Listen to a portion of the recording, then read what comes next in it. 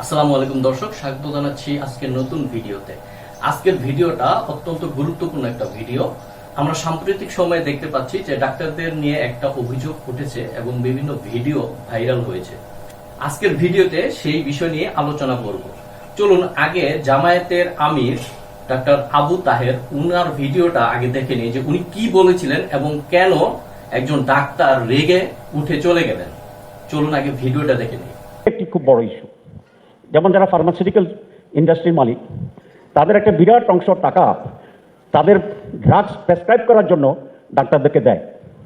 এবং আমি দেখি যে কাড়াকাড়ি শুরু হয়ে যায় যখন পেশেন্ট, আমি ডাক্তার দেখায় বের হই, অনেকগুলো লোক আমাকে জড়িয়ে ধরে যে প্রেসক্রিপশনটা হাতে নিতে চায়, ছবি উঠায়, তাদের কোম্পানিকে দেখাইতে হয় যে এই ডাক্তার এটা প্রেসক্রাইব করছে কিনা। তো এই যে একটা খরচ আপনাদের বা আমাদের ইন্ডাস্ট্রি যারা মালিক, আমার মনে হয় এটার জন্য নট লেস দেন 20% খরচ আপনাদের বাড়ে অন্যদেরকে দেওয়ার জন্য, ডাক্তারদেরকে দেওয়ার। আচ্ছা, শেষ করি নাই। আচ্ছা জি, আপনি বলি, জি বসেন। আচ্ছা আমি বলি, আমি ডাক্তারদেরকে বলি নাই যারা ইন্ডাস্ট্রি।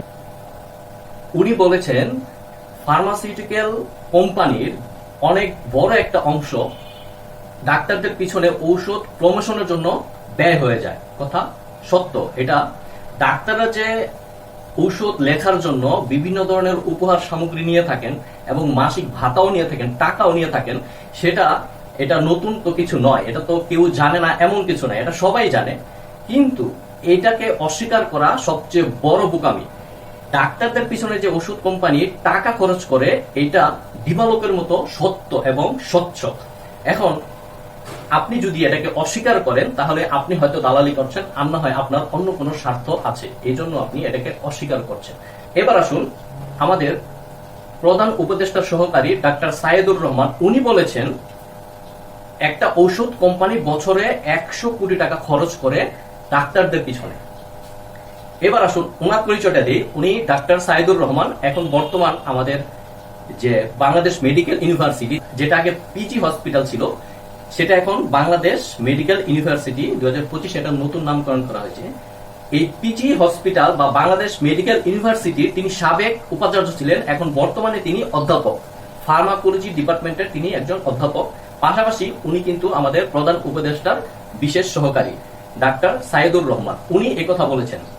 উনি তো নিজেও ডাক্তার, উনি তো অবশ্যই জানেন, এই জন্যই উনি বলেছেন। এখন আসেন, এই যে তর্ক, এই যে বিতর্ক, এটার আসলে স্বচ্ছতা কতটুকু বা সত্যতা কতটুকু, এই কথাটা, এই অভিযোগটা দিবালোকের মতো সত্য এবং স্বচ্ছ। আপনাদেরকে একটা হিসাব আমি দিচ্ছি। আমাদের বাংলাদেশে ফার্মাসিউটিক্যালের মার্কেট, মানে ঔষধের মার্কেট প্রতি বছর প্রায় 36,000 কোটি টাকা, প্রায় 36,000 কোটি টাকা। এখন আমাদের দেশে ধরেন 300টা বা 250টার মতো রানিং কোম্পানি আছে, ফার্মাসিউটিক্যাল কোম্পানি। এর মধ্যে টপ 20 যে ফার্মাসিউটিক্যাল কোম্পানি, এই টপ 20 ফার্মাসিউটিক্যাল কোম্পানির মধ্যে টপ 5 কোম্পানি এই 36,000 কোটি টাকার প্রায় অর্ধেক, প্রায় 52% অর্ধেক দখল করে আছে। আর টপ 10 কোম্পানি প্রায় 75% শেয়ার দখল করে আছে। এবং টপ 15 মানে শীর্ষ 15টা কোম্পানি প্রায় 88 থেকে 90% মার্কেট দখল করেছে। এবার বুঝেন, মানে প্রথম সারির 15টা কোম্পানি প্রায় 90% শেয়ার, এই 36,000 কোটি টাকার 90% শেয়ার তারা দখল করে আছে। এখন আসেন, এই ঔষধ কোম্পানিগুলা আসলে কি প্রমোশনের জন্য ডাক্তারদের পেছনে টাকা ঢালে? হ্যাঁ, অবশ্যই টাকা ঢালে। এই ঔষধ কোম্পানি, কোন ঔষধ কোম্পানি আপনি একটা ওমিপ্রাজল বা ইসমিপ্রাজল বিক্রি করার জন্য, এই ইসমিপ্রাজল বিক্রি করার জন্য এমপ্লয়িদের বাইরেও ট্যুর দেয়।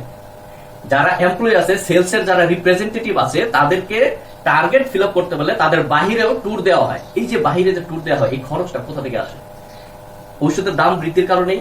একটা ইসমিপ্রাজল, ওমিপ্রাজল সর্বোচ্চ 3 টাকা হওয়ার কথা, সেখানে কোম্পানি ভেদে 6 থেকে 7, 8 টাকাও বিক্রি হয়। কেন? এই প্রশ্নের জবাব কি আপনাকে কেউ দিতে পারবে? এই প্রশ্ন কি আমরা কারো কাছে করতে পারবো? পারবো না। এই প্রশ্নের উত্তর কখন আমরা পাবো না।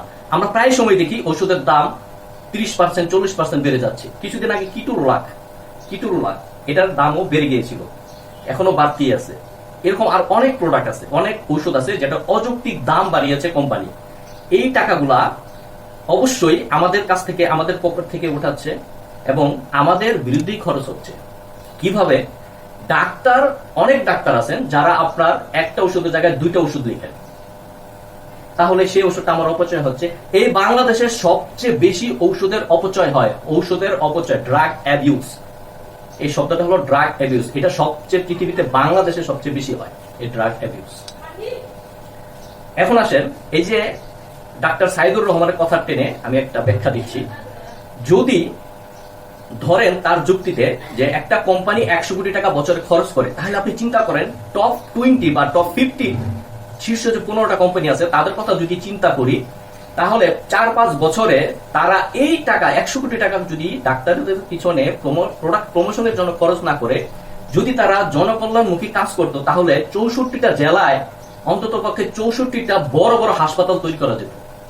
এবার চিন্তা করেন, তারা আসলেই একটা স্বাস্থ্য, এই যে সেবা খাত নিয়ে আমাদের দেশে ব্যবসা করছে, কিন্তু সেবার নামে তারা মুনাফাটাই লুটে নিচ্ছে, আমাদের সেবার দিকে তারা একটু নজর দিচ্ছে না।